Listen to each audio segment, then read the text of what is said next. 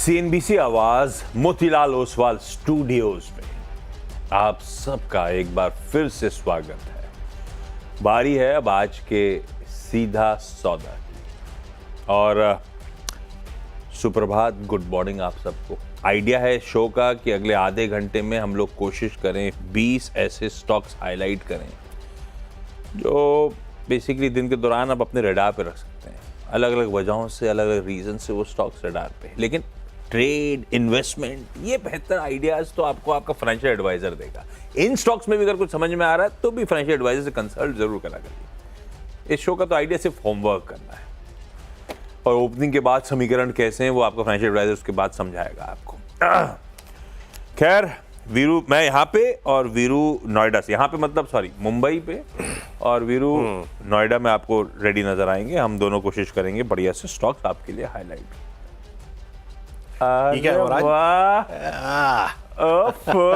From me to you. भाई happy Valentine's day. Happy Valentine's day आपको भी। अच्छा, लाइए जरा क्विकली ग्लोब के संकेत दिखाते हैं, उसके बाद पोजीशनिंग समझते हैं। अरे बाहर आइए, उसके जरा पूरे डालिए हमको विंडो पे। डायरेक्टर प्रोड्यूसर साहब जज्बाती हो गए थोड़ा सा आज। 1/3% उछाल के साथ गिफ्ट निफ्टी इंडिकेट कर रहा है शुरुआत होगी 88 पॉइंट ऊपर। थोड़ा सा रिलीफ टाइप है, वो दिखेगा आपको यूएस से, और एशिया वैसे मिला जुला कामकाज कर रहा है। हुआ क्या, पहले ट्रम्प साहब ने धमकी दी थी कि आज मैं रेसिप्रोकल टैरिफ्स अनाउंस कर रहा हूं, और उसके बाद एक्चुअली व्हाइट हाउस में उस पर एक वो क्या कहते हैं प्रेसिडेंशियल मेमोरेंडम साइन कर दिया, ये कहते हुए कि रेसिप्रोकल टैरिफ्स लगाने की हम लोग अब तैयारी कर रहे हैं। इमीडिएटली नहीं शुरुआत होगी। हमारे जो कॉमर्स सेक्रेटरी साहब हैं वो हर कंट्री के स्टडीज को लीड करेंगे। एप्रोप्रिएट टैरिफ्स कौन सी देश पे कितनी लगनी चाहिए वो डिसाइड करेंगे, और 1 अप्रैल तक कहा गया है उनकी रिपोर्ट सामने आएगी। तो अभी नहीं लग रहा है, तैयारी कर रहे हैं। 1 अप्रैल या शायद अभी डेट नहीं कही, 1 अप्रैल तक स्टडी पूरी हो जाएगी। लगेगा कब पता नहीं, तो मतलब कम से कम 1 अप्रैल तक तो नहीं लग रही है, ये कहानी थी। पहले अनाउंस कर दिया था तो यूएस के मार्केट फ्लैटिश थे, जैसी खबर आई उसके बाद थोड़ा सा रिलीफ रैली प्ले आउट हुई। इस बीच पीएम मोदी और यूएस प्रेसिडेंट ट्रम्प साहब की मुलाकात भी हुई। अच्छी मुलाकात रही। दोनों कोशिश करेंगे कि आने वाले सालों में हम दोनों के बीच का जो ट्रेड है उसे बढ़ाया जाए और उसमें थोड़ा सा डेफिसिट को रिड्यूस करा जाए। यूएस से हम डिफेंस, एनर्जी वगैरह की चीज़ें इंपोर्ट करें एग्रेसिवली वगैरह वगैरह। तो ठीक है, वो सब बातचीत ठीक। रेसिप्रोकल टैरिफ्स लगनी थी, इस हफ्ते अनाउंस होना था, जैसा बोला वैसा कर दिया। अभी नहीं लग रही, डिले के साथ हैं, स्टडीज हैं, ये आर्म ट्विस्टिंग है शायद इस बीच में सब, ताकि everyone should fall in line types. तो ये रिलीफ था इक्विटीज के लिए, लेकिन वीरू कितना रिलीफ अपने आप दिखेगा। अगर खुले ऊपर तो दमखम है क्या इस बाजार में? लग रहा है तेजी का मूड बनाना चाहिए या कुछ की लेवल्स जो वॉच आउट करने चाहिए? कैसा टेक्सचर दिख रहा है भारतीय बाजारों का? Good morning. Good morning. देखिए आशीष, कल एफआईएस ने इंडेक्स तो शॉर्ट नहीं किया एटलीस्ट, और उनके जो अमूमन ट्रेजेक्टरी रही है 5-4 हज़ार करोड़ रुपए की सेलिंग, उससे भी थोड़ी कम थी। इंडेक्स ने 23,000 को होल्ड किया, दैट्स इंपॉर्टेंट। 2 दिन से होल्ड कर रहा है, दैट्स इंपॉर्टेंट। और 22,800 से जो रिकवरी थी वो मीनिंगफुल तब होगी जब आप एटलीस्ट 23,200 के जोन को बाइसेक्ट कर देंगे। So for a index trader it's still sceptical, दुविधापूर्ण डिलेमा वाली जोन है। ज्यादा क्लियर सेंस तब आएगा जब आप 23,200, 23,266 के जोन को तोड़ देंगे, और फ्रेश डाउनसाइड तब खुलेगा जब आप 22,950 की ट्रैजेक्टरी को तोड़ देंगे।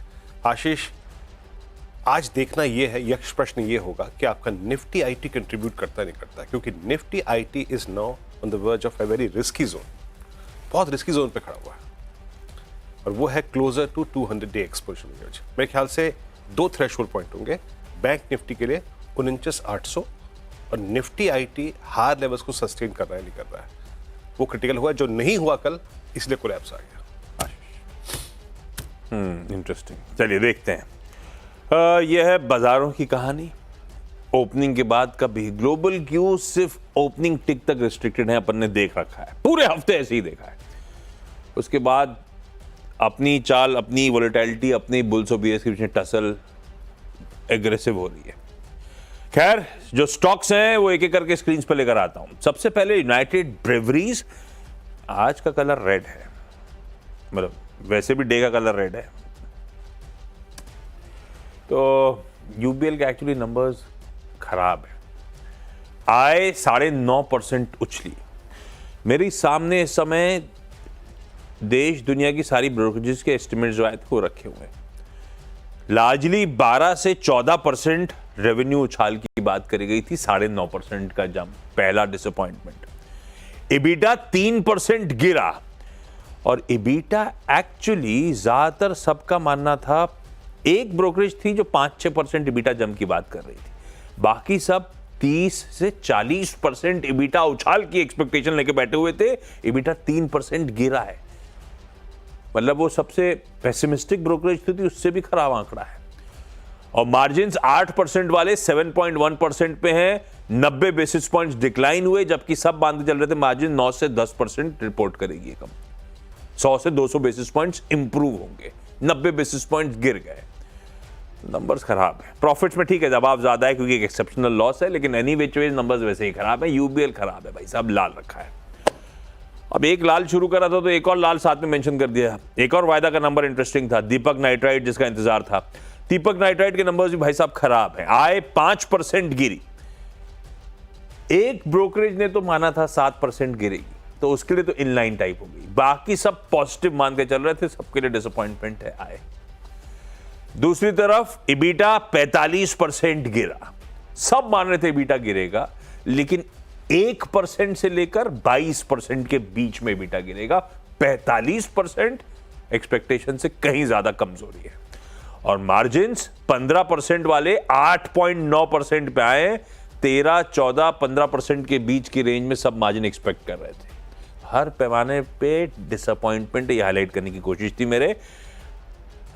मुनाफा 51% गिरा। तो मतलब नंबर्स तो कमजोर हैं दोनों, यूनाइटेड ब्रेवरीज और दीपक नाइट्राइट के।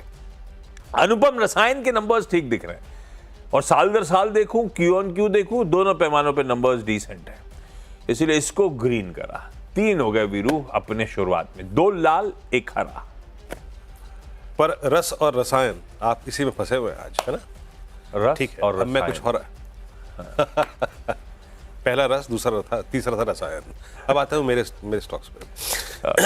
मैं बजाज फिनसर को यहाँ पे थोड़ी सी माइलेज दूंगा और रिस्पेक्ट दूंगा। देखिए, अब ये सस्टेन कर रहा है हाल इसको, और इस ट्रैजेक्टरी को पार करके ट्रेड करता हुआ। कल क्लोज अच्छा था इसका, जरा प्लीज स्क्रीन पे रखिएगा। With strong buying momentum, call writers का एग्जिट और पुट्स में राइटनिंग अच्छी विजिबल थी। 1850 पे क्लोज हुआ। ये वो पॉइंट है जो कि 14 अक्टूबर का ब्रेकडाउन पॉइंट था फ्लैग का। तो अब इसमें अगर देखिए, बहुत ऊपर की तो नहीं, लेकिन हाँ, जब तक 1800 सस्टेन कर रहा है, ये अपने आप को 1950 के लिए प्रिपेयर करेगा। सेकंड, जीएनएफसी मैंने एक स्ट्रॉन्ग स्टॉक पिक किया, कंसिडर किया। दूसरा है रिवर्सल, जिसमें लोअर ट्रेजेक्टरीज पे 50 डेमा क्रॉस हुआ, 10-20 डेमा को बेस बनाया, इजेक्ट करता हुआ इस रेंज से छोटा सा बुलिश फ्लैग भी इसकी विजिबल है, और OI shed, short holders uncomfortable. कहां तक का मूव पॉसिबल है? अगर ये 560-62 के जोन के ऊपर सस्टेन कर रहा है, दैट मींस एटलीस्ट ये 585-590 का अटेम्प्ट लेगा जीएनएफसी। और तीसरा है हुडको, नेगेटिव प्लेसमेंट है, और देखिए रेंज ब्रीच हुई है। अब कंसिडर कब करना है? अगर ये 195 के नीचे टिका रहे, इसका मतलब फ्रैंकली स्पीकिंग यही है कि ये अपने 29 अक्टूबर से लेकर अब तक के पूरे एक हेड एंड शोल्डर को ब्रीच करने को तैयार है। तो अब अगर ये 195 के ऊपर सस्टेन कर रहा है, नीचे सस्टेन कर रहा है, और 190 भी टूट जाए, देन एक बेयर केस बनेगा इस पे फ्रेश। आशीष, 3 स्टॉक्स बने। अच्छा, अगले हिंडाल्को है तो मिले जुले, मैं ग्रीन ले लेता हूं। ग्लोबल भी थोड़ा मूड ठीक है, नंबर्स बुरे नहीं है। 17% आय बढ़ी एक्सपेक्टेशन से ज्यादा। 35-36% इबीटा में जंप है। अब वो तो परकुलेट हुआ है, तो वो भी एक्सपेक्टेशन से बेहतर ही है। मार्जिन्स बस 9.7 वाले बढ़ के 11.2 हुए। स्ट्रीट एस्टिमेट्स थोड़े से ऊपर के थे। अदरवाइज हिंडाल्को के नंबर्स थम्स अप है। मैं इसे ग्रीन रख रहा हूं आज के लिए, थोड़ा सा वॉच कर लीजिएगा, लेकिन ग्रीन है। SJVN के नंबर्स अच्छे हैं, 23-24% आय, 25% इबिटा, दोनों में उछाल, मार्जिन से 120 बेसिस पॉइंट्स का इंप्रूवमेंट, तो बढ़िया पर्कुलेट हुआ है। और इस सेगमेंट की शुरुआत करी थी यूबीएल से, खत्म करता हूं गॉडफ्रे से। गॉडफ्रे फिलिप्स के नंबर यूबीएल के खराब थे, पर गॉडफ्रे के इंटरेस्टिंगली नंबर ठीक है। आय 27% का जंप, इबिटा 58% का उछाल, 18.2% वाले मार्जिन बढ़कर 22.6% और मुनाफे में 48-49% का इंप्रूवमेंट। गॉडफ्रे के नंबर्स अच्छे हैं, अच्छे वीरू अच्छे हैं। और एक बार जरा अब लेके आइए जरा स्क्रीन पे अगला स्टॉक इंडिगो। देखिए क्रूड का तो कंफर्ट मेरे पास है भी, और इंडिगो ने कल बहुत दिनों बाद एक स्ट्रॉन्ग क्लोज दिया, सारे एवरेजेस के ऊपर दिया, और ये जो क्लोज था ना विद स्ट्रॉन्ग वेरिएशन। और एक और चीज़, एक cluster of moving averages persist करता था करीब करीब 4330 से लेकर 4300 के बीच में, तो ये 30 के ऊपर सस्टेन कर रहा है। अगर 43-30 के ऊपर, 40 के ऊपर, तो ये स्ट्रेंथ इसको एटलीस्ट 4410 4440 का स्कोप देगी। इंट्रोड्यूशन एसबीआई लाइफ को पिक कर रहा हूँ लोअर ट्रेजेक्ट्रीज पे, अगेन जैसे कि मैंने जीएनएफसी को पिक किया था। कल और परसों एक स्ट्रॉन्ग पुल बैक, कल ओआई में कवरिंग थी 1480 के क्लस्टर के ऊपर, अगर ये अब टिके तो इसका मतलब ये है 50 डिमांड पे ट्रेड करने को तैयार है। और लास्ट है एसबीआई कार्ड्स, कल भी टीम में था, शानदार मूव दिया, थोड़ा कूलिंग ऑफ का इंतजार करें, बट स्टिल एसबीआई कार्ड्स जो है अपने आप को प्रिपेयर कर रहा है एक जोन के लिए, वो है करीब करीब आप समझ लीजिएगा कि 900 का जोन। 6 स्टॉक्स मेरे, 6 स्टॉक्स आशीष के। एक ब्रेक के बाद तुरंत हाजिर होता है।